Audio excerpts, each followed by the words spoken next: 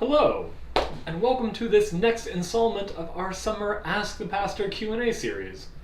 I am Pastor Miles Hopgood here at Abiding Presence Lutheran Church, and it is a delight to be with you for what is probably the most detailed question I've had to answer this summer.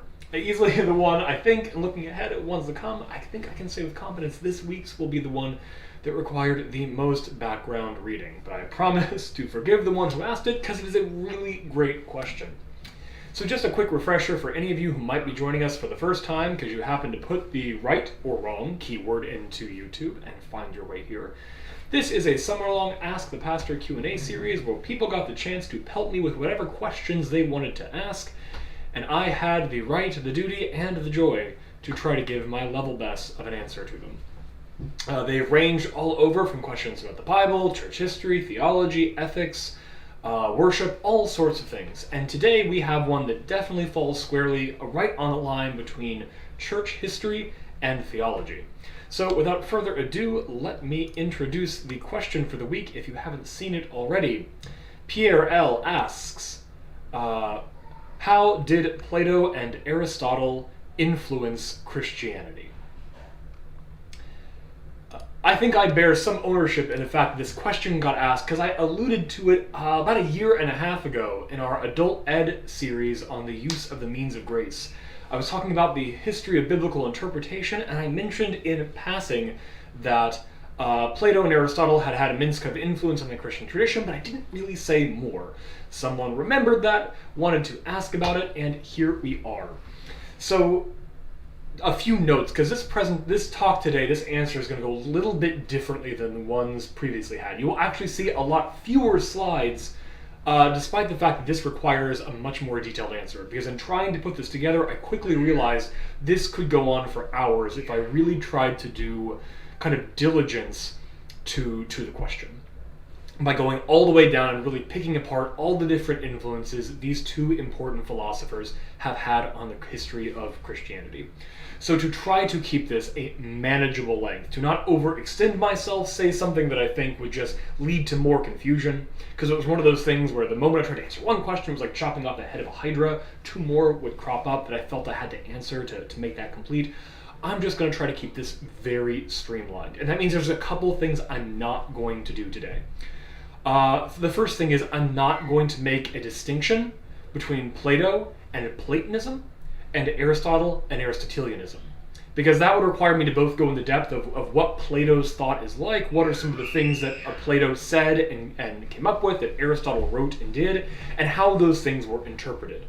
If we go down the length, for example, for Plato, there is Platonism, there is Neoplatonism, there is Middle Platonism, there are so many different Platonisms. Trying to piece all of those apart, to talk about the differences between Platonism, classic Platonism, and Neoplatonism of the sort of late antiquity, that would be a talk all its own, and it would be a whole lot. In the same way, when we talk a lot about Aristotle, we're going to be talking about the Middle Ages, starting around the 12th century and going into the Protestant Reformation. That is over 1,000 plus years, I mean, getting close to the 1500 year mark, even more, between when Aristotle actually lived and what we're talking about. There's a world of difference between the Aristotle that was encountered by the medieval theologians and what Aristotle said and wrote. And I simply can't go into all the differences of that. So I'm going to be talking about Plato and Aristotle, and meaning by that not just what they wrote, but also the tradition of reading them and interpreting them. I'm just going to talk about their influence, broadly speaking, as it affects Christianity. So I'm not going to dig too much into the depths of those. I'm not going to go into huge discourses about who is Plato, who is Aristotle. They are ancient Greek philosophers, bedrocks of the Western philosophical tradition. And they're writing approximately 400 years before the birth of Christ. So in the 400s and 300s BC, or BCE, depending on which dating you prefer. So that's who they are. I'm not going to go into much more depth about that. I'm really just going to talk about how they influenced Christian thought. And I'm going to try to stick with some broad themes and some solid examples. So by broad themes, I mean talking about the periods in which their influence was felt very acutely, where that kind of began, and what that looked like. And then talking about some good examples. So where can we see the influence in some things you and I might easily recognize? So again, not doing a deep dive into philosophy, but trying to show in the things you might recognize where we can see their influence and what that looks like. So I'm hoping that by limiting myself in that way, I stay, first of all, squarely within my wheelhouse as a historian, but not a philosopher, and then also keep this pretty approachable, not going crazy long. So without any ado, let's start with the early church, the first couple hundred years of Christianity. We're talking 1st, 2nd, 3rd, 4th centuries here. And talk about the influence of Plato, because of the two philosophers, Aristotle and Plato, Plato is going to have, by and large, the largest influence on the early church. And there are two reasons for that. The first is because Christianity came onto the scene. The Jesus movement came about at a time where Hellenistic culture, meaning Greek culture and thought, was dominant in the Mediterranean world. Greek philosophy, Greek culture, Greek language was dominant in the time that the church came into being. We see that in the fact that despite the fact that the scriptures of the Hebrew Bible of the Old Testament that early Christians had were written in Hebrew, most of them would have encountered them in Greek through the Septuagint, would have been reading the Hebrew Bible in a Greek translation. And that the New Testament, the collection of writings that were put together as the scripture for Christians, are all written in Greek as well. Greek is one of the dominant languages of Christianity at the birth of the church.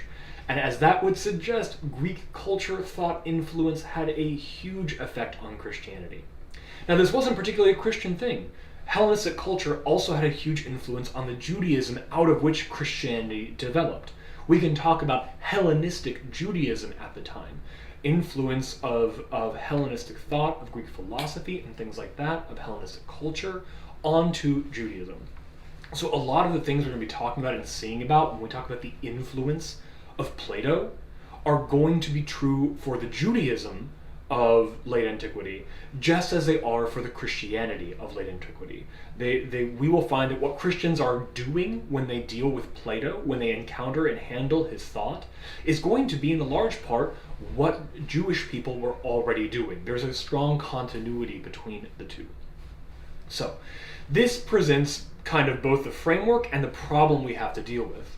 That because Hellenistic thought, because Greek thought was so dominant, so pervasive at the time that Christianity came into being, it's hard to piece apart the influence it has. It's in the air, it's in the water, it's all around them. And so in some ways, what they're going to be doing is just naturally being the thinkers of the world they live in, thinking, talking, discussing with the tools that they have. And in large part also, they're going to be responding to the people around them who might disagree with them with this as their common framework. So it's kind of a both and. You either had to, at the time, embrace a lot of Platonistic thought, of the legacy of Plato, or you had to reject it. But in some ways, you were dealing with it and therefore being defined with it. So that is kind of a major theme we're going to be looking at. But really, when we talk about the development of Christian thought, we have to talk about it in terms of antagonisms. Because when Christianity came onto the scene, it was inherently kind of an embattled religion, an embattled system of thought, if we want to talk about Christian thought particularly. And we can see the evidence of that first kind of conflict within the New Testament itself. Read through the Gospels, read through the letters of Paul, and the followers of Jesus are trying to distinguish themselves and wrestle with the legacy of the Judaism out of which they came, and which they all still felt themselves a part of, the inheritors of. We see this in the letters of Paul, dealing with the circumcision controversy, and in Acts of the Apostles, dealing with table fellowship, and with ritual cleanliness by way of what food you ate.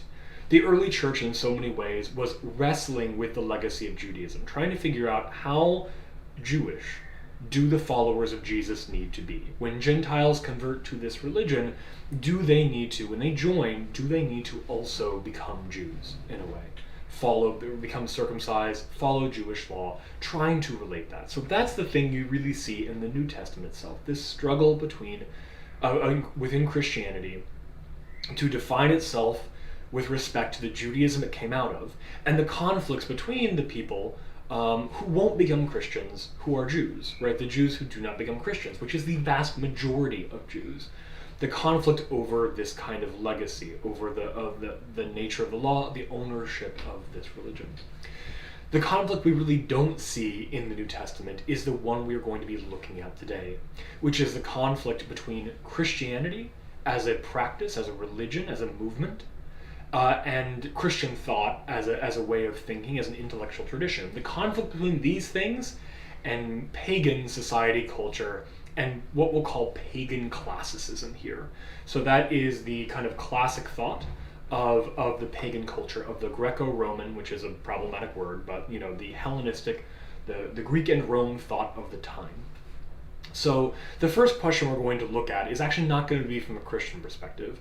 The first thing we're going to talk about really is how was Christianity seen by pagan classicists? How did these pagan classicists, these thinkers and actors in pagan society at the time, in the Gentile, in the Greek, Roman worlds, how did they see Christianity? The first thing that might surprise you is that they didn't immediately see it as a religion. It wasn't necessarily the way that Christianity was first glossed, and there is a lot of wrestling about what exactly is this whole thing these people are doing. We don't really know. For example, some people thought it was a political movement. Some thought it was even like a funeral society, which were large sort of confraternities at the time, people coming together, kind of almost pooling their money to pay for funerals, for funeral rites for people, because funerals then as now were very expensive, so people would often, they'd pay monthly dues, and when your funeral came, when you died, the funeral society would cover the expenses. And there was also a lot of socializing in these societies. They would gather together for common meals, they would do things together, in the same way that political groups were more social than just action-oriented groups. But there was lots of struggling within pagan society to make sense of what exactly Christianity was. And in a very particularly Roman way, because the Roman Empire was dominating the regions in which Christianity first emerged. In a classic Roman way, the issues that pagan society, that pagan classicists had with Christianity was not doctrinal, was not about what Christians believed. The majority of what they saw had to do much with more what Christians did and behaved. And here's Yaroslav Pelikan, who we'll be hearing a lot from today on this topic. So he writes, much of the attack from pagan classicism, and therefore much of the defense from Christianity, was not principally doctrinal in nature. Two of the charges that constantly recurred were those of encouraging civil disobedience and practicing immorality. So what Pelikan is saying here is that really functionally, the conflict that first emerged between Christianity and the pagan world, and the Roman society and Hellenistic thought, was not one of belief, of doctrine. And this makes it very different than the conflict that emerged between Judaism and Christianity, which was very much over what we believe about God, how God's law is or is not followed, interpreted, read, and practiced. The major issue between Christianity and the pagan world was one of sort of practicality, in a way, of how we lived in the world. One of the biggest problems that Romans had with Christians is that they did not participate in or support the imperial cult. In general, Rome was often quite fine with what you believed, even if it wasn't part of their pantheon, so long as you also participated in the imperial cult, that you recognized the emperor's deity, and were willing to be a part of that. But Christians refused to make sacrifices to the emperor, to participate in the worship of the imperial cult. And this was a major problem, viewed as a form of civil disobedience. Christians also refused to participate in military service. Christians would not fight for the empire. And soldiers who converted to Christianity would leave the soldiering profession. And this was viewed as a major civic issue.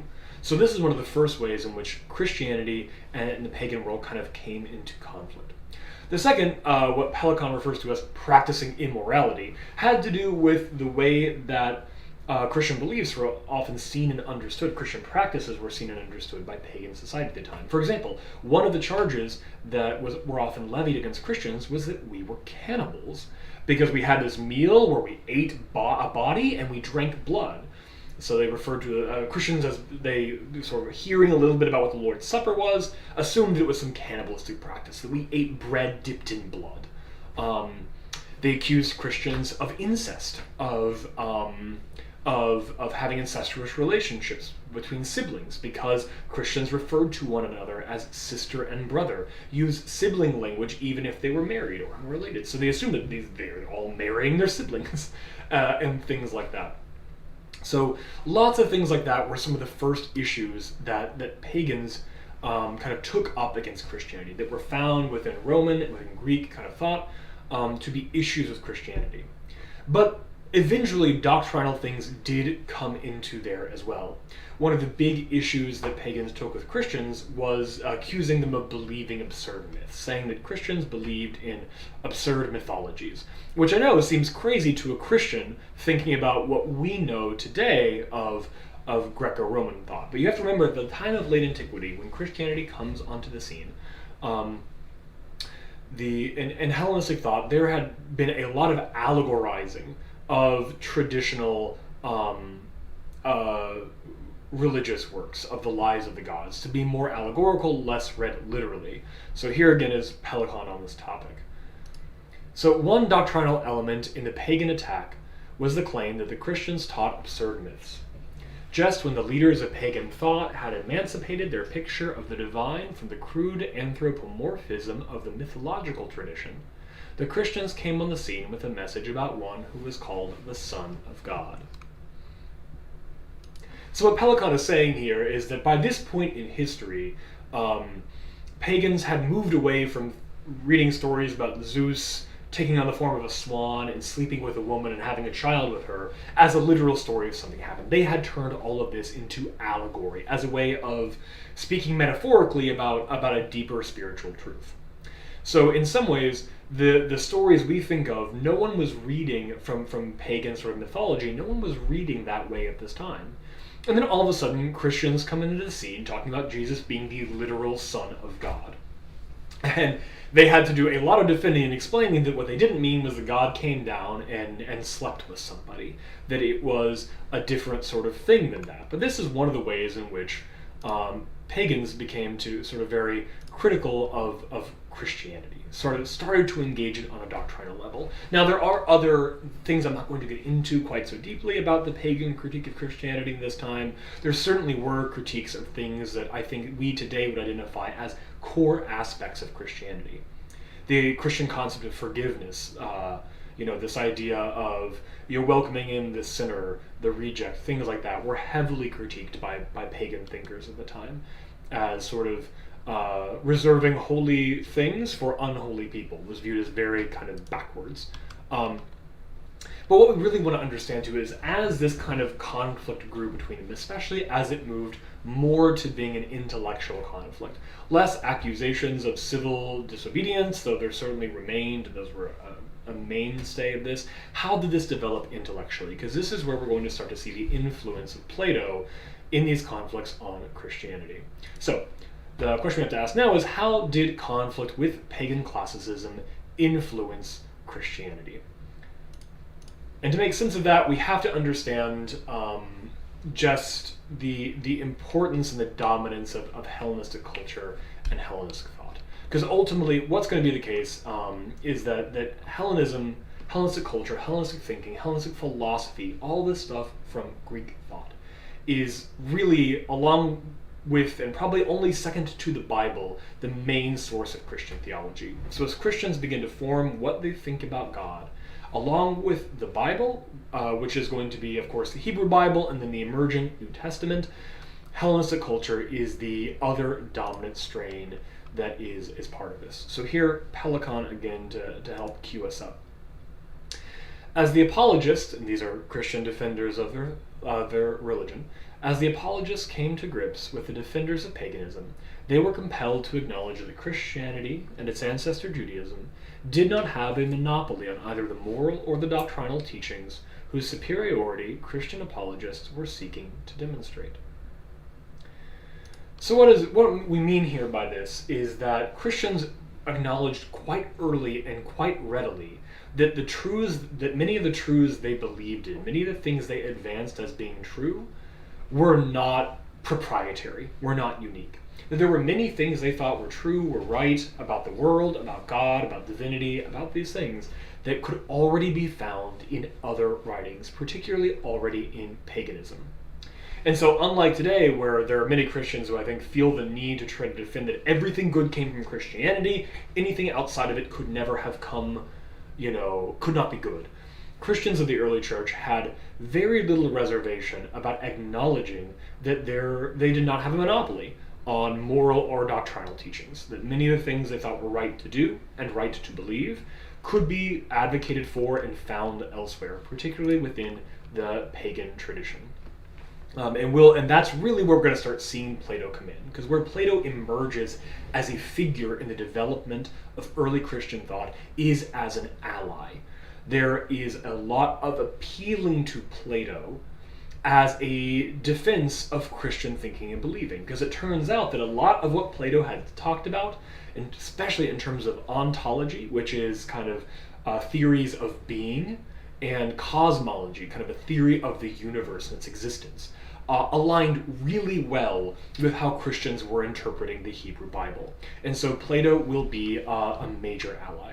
But we'll get to that in a second. One of the biggest influences that comes into this, and this is to Plato too. So Plato is known for employing allegory, right? One of the easiest examples we can ever think of what allegory looks like is Plato's allegory of the cave, where Plato uses an allegory about going into a cave and seeing like a shadow puppet show and then coming out and seeing the real light as an allegory for what it means to learn and to see truth.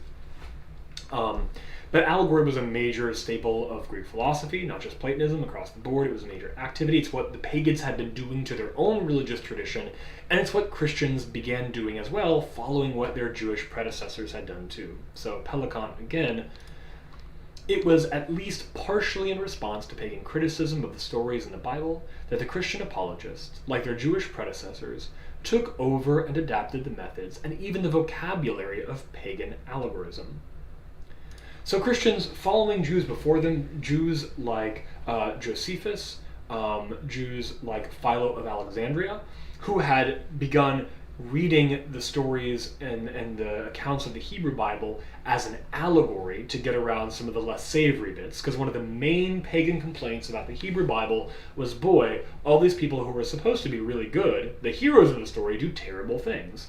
Like King David, when he sees Uriah's wife Bathsheba and decides to sleep with her and gets her pregnant, and then goes and gets Uriah killed in battle to cover up the pregnancy.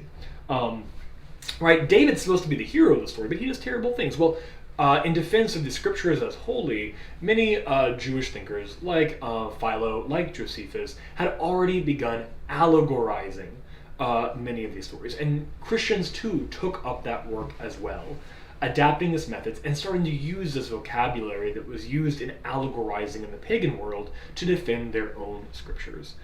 Trying to say, hey, we read them allegorically too, and ours are a lot better than yours are. So that's one kind of major thing. But again, as I mentioned already, the biggest place where kind of Platonism, where the thought of Plato intersects Christian thought, has to do with ontology and cosmology. So Platonism's kind of sense of being and of the nature and the structure and relationship of the universe, of the cosmos. And this becomes such a big deal that people began arguing that Plato had read the Bible, and that's where he got it from. It wasn't the only argument Christians made, but it became the most dominant one. As Pagan points out, probably the most widespread theory proposed by the early church fathers to account for the truth in paganism was the suggestion that it had come from the Old Testament. Here they were following a precedent set by Jewish apologists. So again, Christianity continues to do what was already happening in Judaism at the time, which is saying that basically Plato cribbed all of his stuff from Moses. He read Genesis, he got it from there, that this is where this wisdom in the pagan world had come from. Now again, that was the most dominant argument, but others made different arguments. Some argued in what we would call today kind of a natural law perspective, or natural reason. Basically, there is a portion of divine truth that one can perceive just through the rational senses. And that Plato had been inspired by the divine logos, like divine reason, was the idea. I'm not even, one of the things I decided not to touch for the purpose of this is the use of logos, which literally means word, but it has tons of philosophical connotations in this period.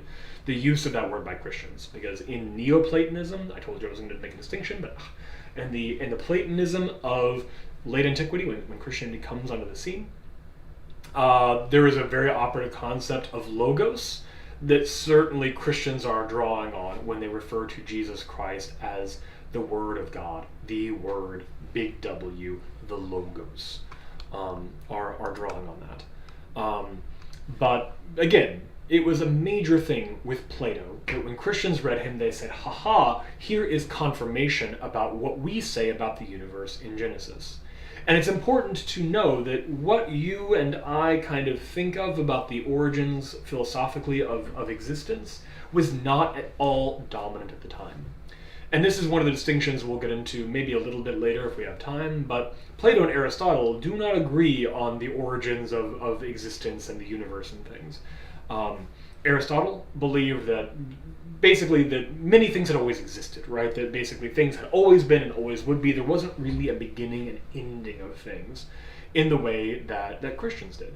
But the Christian idea, and we'll look at the specifics of what Christians were saying about the origins of the universe, of creation and things like that, we're not dominant at the time, just as monotheism wasn't dominant at the time. The idea that there was one God who was the creator of all things. This was a minority opinion, but Christians found an ally in Plato. Again, I'm going to quote here from,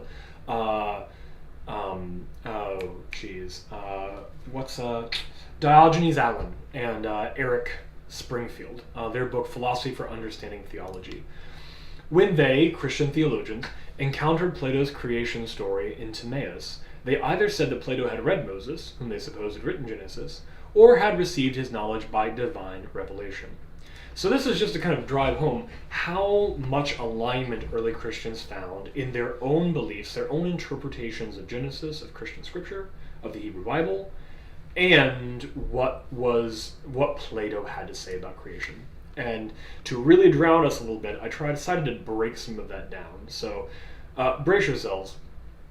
Here's a little bit of a comparison between creation accounts. Now, there are lots of different Christian opinions at this period of time. There's by no means a universal consensus. So here is more a broad consensus I've termed Nicene Christian interpretation of Genesis. So roughly how Nicene Christians were interpreting Genesis, creation, the origins of the universe, to compare it against Plato's Timaeus. There's not going to be perfect agreement, but there's going to be a lot that we see in common. So, for example, Christians held that there is one God who alone is the uncreated creator, one God who is not made and who made all things. Plato held, in contrast, that intellectual things, like ideas and concepts, they were uncreated. Nobody made the number two, like that was something that just existed. While physical things are created and must have an origin. So Christians said that, in contrast, that God created all things, seen and unseen. So everything, time, concepts, numbers, all of this came from God. But Plato said some things are uncreated, like ideas or concepts, but physical things had to have an origin. And that there is one unity from which all things come. So that origin is singular, united. And this was heavily stressed in the Platonism that was dominant at the time that Christianity came into the scene. People would talk about, the Neoplatonists of that time would talk about the one, like that single united origin of all things, and stressed that unity. Christians argued that creation is ex nihilo, that God made everything out of nothing. Whereas Plato felt that creation wasn't exactly ex nihilo, it was the ordering of pre-existing material, the bringing into physical existence of eternal forms. So this, I'm going to take a quick pause to plop my face back up here. This is one of the major things we're going to talk about when it comes to Platonism. One of the ways we distinguish it from Aristotelianism is that in Platonism, and boy, I'm trying to be as precise as I can here, there is a belief in these eternal forms. I'm going to use an example I've got on my desk. This will actually work really well later on. Here's a cup. This cup is a cup. It's a mug, if you want to get really technical, but it's a cup. It is not, of course, the form of a cup. The form, kind of capital F, is the kind of cup, that essence of cup, which is eternal and always existing. And this cup is kind of a implementation of that form, a way of it coming into existence, a material thing. But the form of cup is spiritual isn't the right word, but it is non-material. It is super-material, we might even say, or we could even say super-material. It's beyond the material. But the form of cup is eternal and changing, kind of this essence, that's an Aristotelian word, but I'm going to use it here, of cup, in which these cups kind of participate. So each individual cup, this cup participates in the form of a cup, in its essence, right? But it's not the thing itself. This does not contain the essence of cup. It's merely like an instantiation of it in a way. I'm not being terribly precise. You're already picking up. I'm not a philosopher by training. But I'm just trying to kind of give a rough sketch. So every cup out there is, in some ways, a performance, could be another way of putting it, of cup. But the form of cup is different. It doesn't live in any individual cup. It's not the cuppiness of all cups coming together. It's not an abstraction of what a cup is from physical cups. It is a perfect form that Christian Platonists would say, because there are some Christian thinkers who are sufficiently Platonic that we can describe them as Christian Platonists, believe exists purely in the mind of God. In the mind of God, there exists the form of all things, their pure essence and existence. And that all the things that are created are a creation of that, or a bringing of that into the material world. So the organization of the physical universe, the fact that all of these things which are brought into physical existence are so well organized, are so wonderfully kind of structured and come together, for Plato testifies that the physical world came from intelligence and goodness. The thing which brought these forms into a physical existence must be intelligent and must be good, because the universe is just so dang nice. It runs like clockwork. Plato hadn't encountered global warming yet, so he didn't realize how much we could actually break the well running of things, but thought that the universe was so beautifully structured and organized, it must come from intelligence, and it must come from goodness. So that the one is all-knowing, we might say, and all good. The one from which all things came, that origin, that unity that brought all things into being, that one would be both intelligent and good. You're already starting to see what Christians like about this, right? Because Christians are going to say that creation is entirely good, that it came from an all-knowing, all-powerful, entirely good, omnibenevolent God. Now, one of the differences, though, is that Christians will say that the goodness of creation extends to material creation, although this will be challenged by the influence of Platonism on Christianity. There will be a strong strain within Christianity that will develop what we might call a contemptus mundi, a contempt of the world, a disdain for the material world, kind of summed up in what we see in Hymstead, this world is not my home, right? I'm only passing through.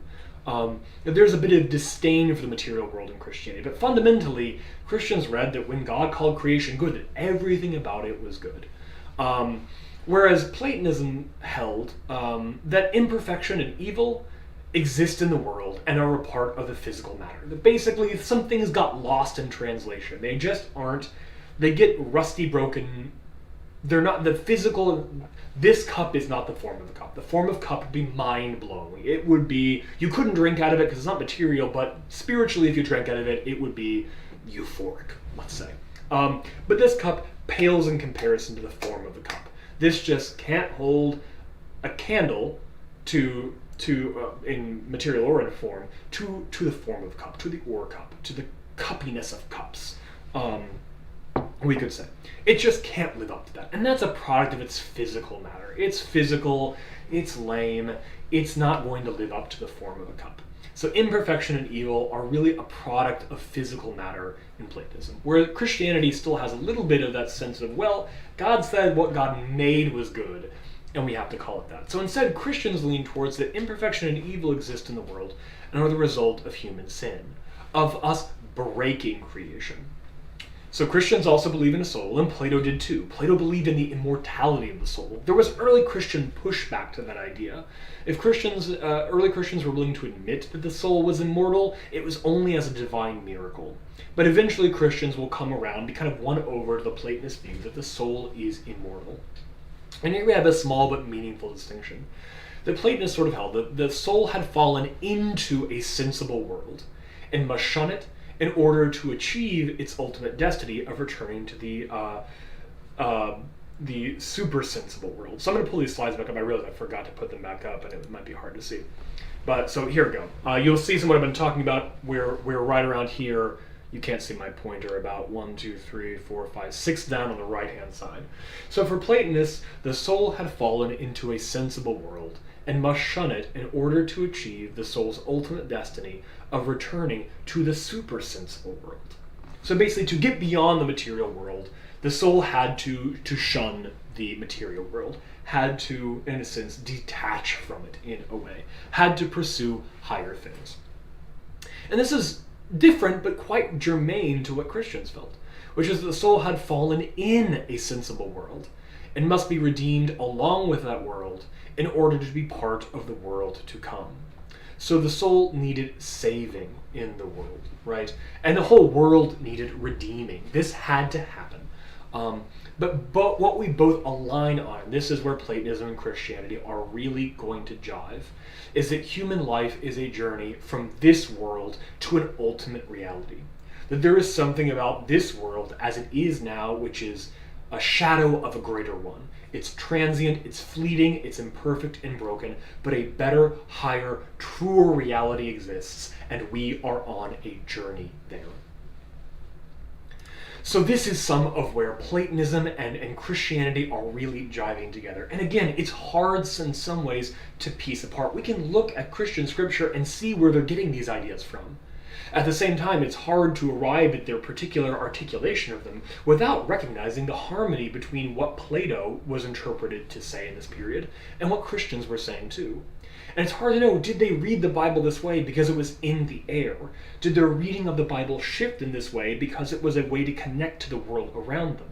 It's so hard to know. This goes back to what I was saying again about the difficulty of piecing apart the influence of a philosophical system that is so dominant in a period of time, which Platonism was.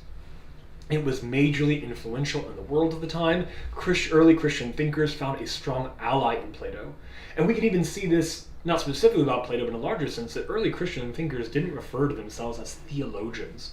Theologians were a word that got used for sort of participants in like a temple cult type thing. It was a much more pagan-laden word. Early Christian thinkers refer to themselves as philosophers. They saw themselves doing the same type of work that people identified as people like Plato for doing. So really, in this period, though I know I've done it already, we shouldn't refer to Christian thinkers as theologians, even though that's the word we would use for them now. They much more for themselves would have preferred the term philosophers. And we can see how they are adapting and using this philosophical language to make sense of their own things. So I'm just going to end the period on early church on Plato with a couple examples of what his thought was. One of the biggest ones, I'm not going to give you too many quotes because I've thrown a lot at you, comes with Augustine of Hippo. So we talked earlier in this series, you can go back a couple of videos if you want to, and look at our series on Genesis. We talked a lot about how interpreting Genesis was a major kind of struggle at the time. One of the problems, one of the reasons why Christians had to struggle with Genesis at the time, is that it didn't align perfectly well with Platonistic thought. The idea that God would act sequentially in time, do a couple things this day, call it good, take a rest, come back next day, start again, didn't jive with how Platonism would have understood this to be. And this is why you'll find someone like Augustine arguing that all of creation was made first in an instant in God's mind. Like God first created everything in God's mind and then brought it into physical existence. So God first made the form of everything and then brought it into physical existence in an instant, right? Not sequentially, not temporally, but just kind of Thanos snap, and instead of half of everything disappearing and half of all living things, instead all of existence comes into being. So that right there is an example of the influence of Platonism. Something we haven't talked about. I'm surprised nobody asked a question about the free will. That's normally so popular. Augustine also has lots of discussions and diatribes in the free will. He begins his career believing very strongly in the free will, and slowly kind of works his way to a more a perspective on human volition that would align more with what we would call predestination today. It's a word he uses, but it doesn't mean what you think it means. I know that's a weird way of putting it. I'm not going to explain that for another day. You can ask a follow-up question if you want. We see Plato very active in those two, in this discussion of the human will and volition, and things like that. But it really, if you go back to that video on Genesis, having heard some from this, you'll see a lot of what we're talking about this notion of kind of what cosmology, existence looked like, the origin of things, in Plato, and how influential that is to the way the early Christians were reading Genesis, making an account of creation, which is as really as both Pelikan and Allen and Springfield will say, that account of Christian creation is really where all Christian thinking starts. It begins, not ironically, with Genesis and builds out from there. So you'll notice at this point, I have not talked, I'm just taking a look at time, I'm not doing too badly. I haven't talked much about Aristotle. This is because Aristotle was a much less dominant philosopher on the early church. It doesn't mean Aristotle wasn't read, it wasn't important at the time, but Aristotle was not the ally that early Christians found. His account of creation, totally different, as I already mentioned, from the one of Plato, was not of interest to early Christians. So, in the same way, at least, that Plato was. So, the next question becomes then, when did Aristotle come into the picture? When do we get Aristotle on the scene? How is that important? And the answer comes much later in history. We're going to be talking now about the 12th century, so the 1100s. We're past the first millennium. We've ended the first millennium. We're into the second, and we're looking at Western Europe in particular, in France. And the Holy Roman Empire, and sort of those regions. And to talk about the importance of Aristotle, we really have to explain what we're going to call the rediscovery of Aristotle. And this is the way that Aristotle was reintroduced. You notice I put rediscovery here in scare quotes. That's because Aristotle didn't go anywhere. Throughout the entire Arabic-speaking, writing, thinking world, in Islam, Aristotle was alive and well. He was doing great. He was being read and being interpreted and commented on. But knowledge of Aristotle, of his writings, of his works, of access to them, had been more or less lost in Western Europe. And really by way of medieval Spain, which was in medieval Spain we would call Al-Andalus, because that was the Arabic name for Spain, was under Muslim control, but had a significant Christian and Jewish population. And there was lots of cross-pollination, lots of translating happened. Things from Arabic being translated into Latin, into Hebrew. Oftentimes what you would have would be Jewish scholars being the bridgeway, knowing both Arabic and Hebrew and Latin would be bridging some of these things together. But lots of things were being translated, disseminated, and spreading out from there, and that included the works of Aristotle. So when we talk about reading Aristotle in the Middle Ages in Western Europe, we are talking about the way that Aristotle came back into Christian thought through these translation schools, through this cross-pollination going on in Al-Andalus, in Muslim Spain, in the Middle Ages. So oftentimes being translated from Arabic, not even from Greek, these works of Aristotle were reintroduced into Western Christian thought. Now, I won't go down the whole rabbit hole of the challenge that brought, because you have people like Averroes, known as the commentator, commenting on this. So a lot of things that Christians had to wrestle with as they were reading Aristotle through Islamic eyes, in a way. But Aristotle became very dominant. I'm going to really focus on two aspects of how Aristotle became really important. The first is the Aristotelian concept of virtue. So Aristotle has a very strong concept of virtues, how they are attained and acquired. That virtue is attained through habit, through habituation, through constant repetitive doing, and by imitation of someone who is virtuous. So how do you acquire a virtue? You imitate someone who has that virtue. There's also, too, a concept in Aristotle virtue of like a virtuous mean, right? That where the virtuous person resides is in the halfway point, in a sense, between foolhardiness and cowardice, right? Bravery is the halfway point between being foolhardy or brash and being cowardly. And so the true virtue is in kind of this mean in between. So the virtue is both kind of a middle way, a via media, and something that is acquired through habit or practice, that comes in that way over time. This was heavily influential on scholastic thought, which is easily the most dominant kind of theological tradition, probably in all of Christian history, what developed in the 11th, 12th, 13th centuries of Europe, in the sense that it was, I can't remember who I'm citing here, but someone that I think nowhere else will you see a more coordinated effort of theologians to come together and devise a coherent, consistent theological system. They come together and they really work to make, from all sort of different areas, a coherent, consistent, all-encompassing theological system. It was very much tied up in the educational system of the time. So this Aristotelian concept of virtue, Aristotle rules the scholastic schools. He became mandatory on the curriculum of the theology faculty of Paris. You had to, if you studied there, you had to read Aristotle. Became very dominant.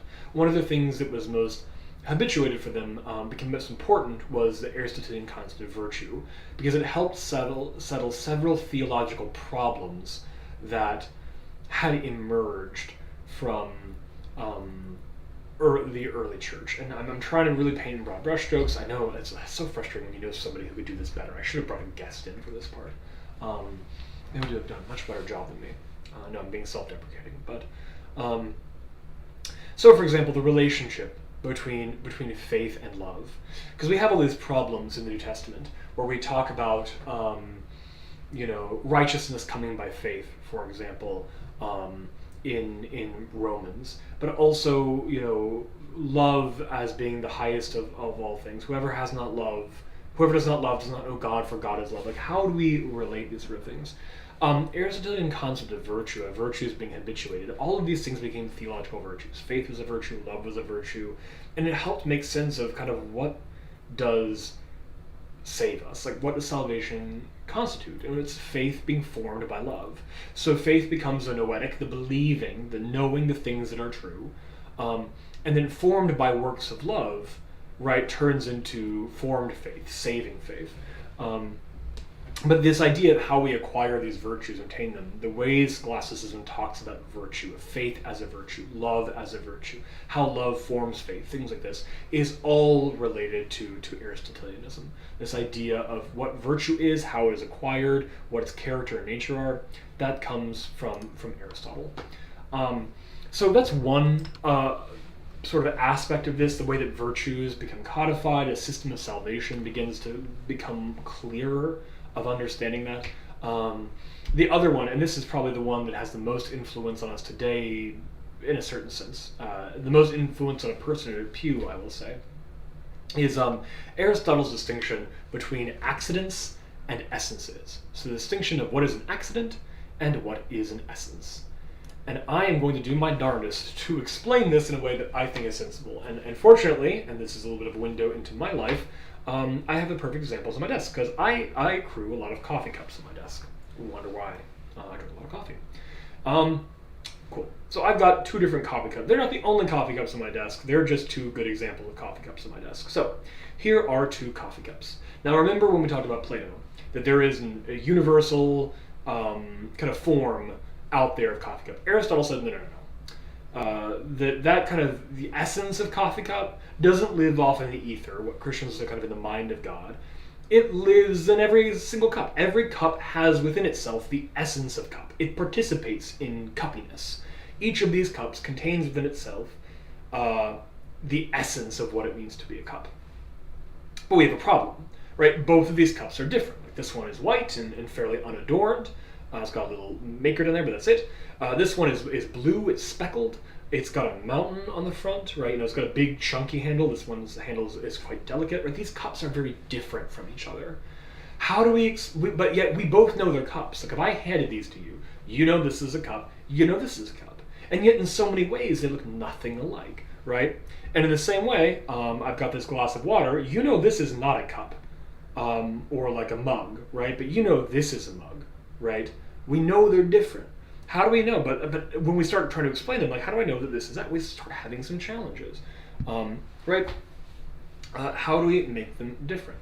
So the way Aristotle goes into this is in a thing there is a distinction between its accidents and its essences. Now accident doesn't mean a mistake. It just means those things about a thing that you could change and not change what it is. For example, I could take this cup here in my left hand, and I could dye this cup blue. It would still be a cup. The color of this cup, that this one is white, that this one is blue, the color of a cup is an accident. It means it's not what makes it a cup. It's the sort of thing that you can change about a cup, about a mug, we'll just call them mugs, about a mug, and it would no longer be a mug, right? If I were to, for example, smash this mug on the ground into a bunch of pieces, I'm not going to because I like this mug. If I were to smash this mug, it would no longer be a mug. It would be at best a broken mug. It would have ceased to be a mug, maybe because it can no longer hold liquid. That might be something that is essential, right, to being a mug. Part of the essence of a mug, that it can hold liquid. If I drilled a hole in the bottom, right, might not be a mug anymore.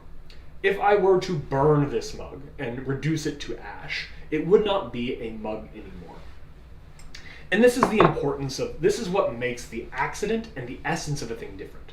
The accidents of a thing can change, and the essence remains unchanged. But when you change an essence, there is always a change in accidents. For example, I could not make this cup no longer a cup and have that be imperceivable in some way. If I burned this cup into ash, I presume you can burn cups, it would no longer be a cup. The essence of cup would have been destroyed in this cup. And that would be obvious because the accidents have changed. We would see that change. And so this is one of the important distinctions when Aristotle talks about accidents and essences. Accidents can change, and essences remain the same. But when essences change, accidents always change too. So again, I can dye this cup a different color. I could sand off this decoration in the beginning. I could get my son to paint something adorable on this cup, which he probably would do if I let him try. And it would still be a cup. But if I smash that cup, I burn that cup, the appearance of that cup, its accidents will change because its essence changed.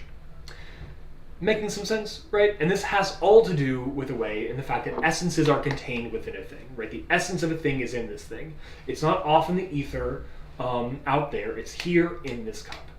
And this was the coolest thing to medieval theologians, because it let them do something that they had wanted to do, I'm not saying wanted to do, but hadn't been able to do before, which is explain in philosophical terms what made the Lord's Supper, the Eucharist, Holy Communion, what made that a miracle. Because for a long time, Christians had believed that in communion, in the Eucharist, the bread and the wine somehow became the true body and blood of Jesus Christ. And I won't go into the whole history of kind of that thought developing, its origins, and just for a long time, Christians had believed that the bread and the wine in the Eucharist became the body of Jesus and the blood of Jesus. But they had no way of kind of making sense of that, of trying to say what exactly that meant, how that was true, of explaining it.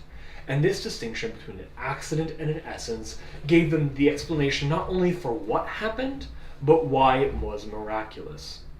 Because in the Eucharist, what you had was something that never occurred in nature, which is accidents remaining the same and essences changing. Because in the Eucharist, nothing about the accidents, the appearances of bread and wine change. And yet they go from being bread and wine to body and blood. So this is I had this in the form of a question, but it's not Jeopardy. This is transubstantiation. The doctrine of transubstantiation, as kind of pioneered and popularized by Thomas Aquinas. This idea that what takes place in the Eucharist is the essence of the bread and the wine being removed, and the essence of the true body and blood of Jesus Christ being imputed, being brought into the bread. So what you end up with, something which is by accident, not like accidentally, but in its accidents, bread and wine, and in its essence, the body and blood of Jesus. And that was miraculous because that doesn't happen in nature. That never takes place. You never have accidents remain the same and essences change. So that was a big deal. And this became a major kind of excitement in theology. The ability to do something everybody always wants to do, which is explain a miracle while keeping it miraculous. It's like if you could know how a magician did a trick and still think it was really magical, not just because they were talented, because like, oh wow, no, he actually did magic. That was really cool. That's what it was. So those are two of the major influences of Aristotle. And speaking kind of in broader terms, one of the reasons why Aristotle becomes so influential in the Middle Ages is because Aristotle dealt much more with the physical material world in a way than Plato did. And that's a huge overgeneralization. Somebody could definitely kind of punch some holes in that and they'd be right to do it. But Aristotle was the child of a physician. He was much more interested in the material world. You can even see that in reflecting the fact that essences for him were found within the things themselves.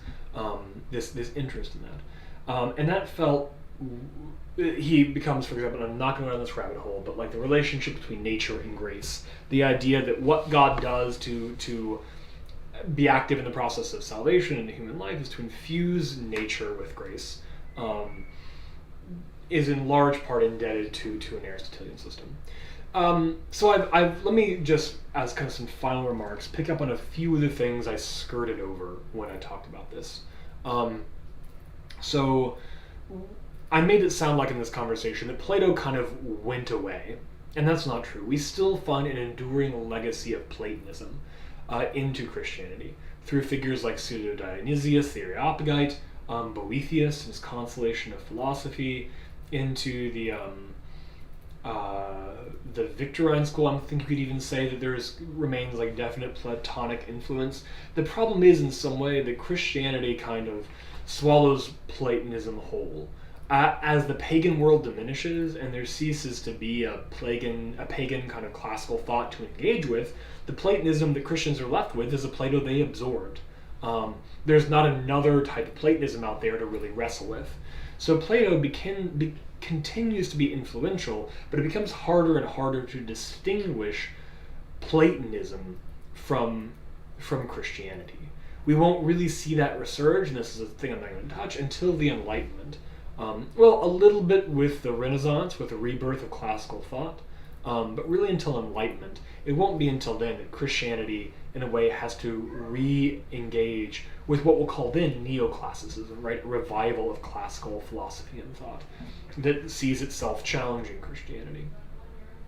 So when Aristotle breaks into the scene, the Plato we have left in Christianity is the Plato that was absorbed by the early church, absent that pagan interlocutor, which they had mostly done away with.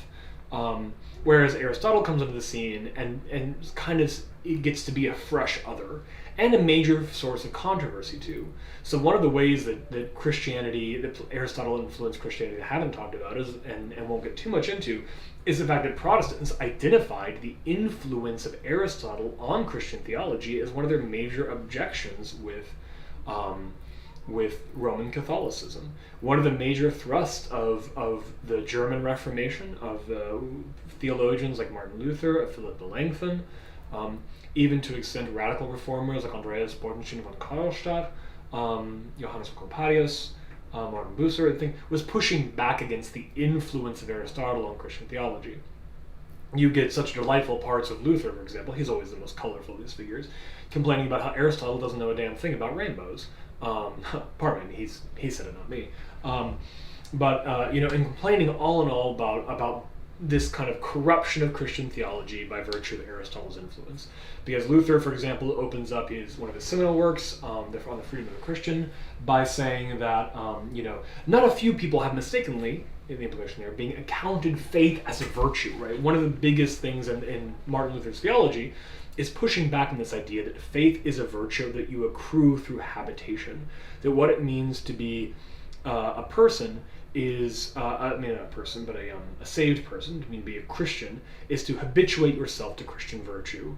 That you are capable of doing because your imperfect nature has been infused by grace from God. So that God gives you an injection of grace so that you can become a virtuous person, can habituate yourself to Christian virtue. Martin Luther says, no way, Jose, that's not what faith is at all. And reformulates faith not as a virtue as you acquire, but something that God works in you, a trusting God, that God's works and word works into a person.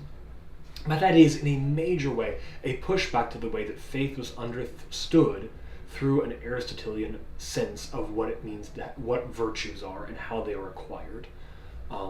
So in some ways, the classical Lutheran formulation of faith is a reaction to the concept of faith as an Aristotelian virtue that we find active in scholasticism. In the same way, it did not escape Protestant thinkers that Aristotle's cosmology, the idea of an eternal, immortal universe and world, was completely antithetical to the account of Genesis and to classic Christian thinking. Not that scholastics embraced it, but they felt like, well, this person's gotten so much wrong, we shouldn't trust them, that sort of thing. And that ultimately you didn't need Greek philosophy to do Christian theology. The Bible would be sufficient. But of course, it is as noble as someone might find that project or not, it's impossible to extricate Christian theology from Greek philosophy. You can't wind back the clock and make Christianity happen in a world that wasn't dominated by Platonism, in a way that too made it receptive to Aristotelianism when it rediscovered Aristotle. So,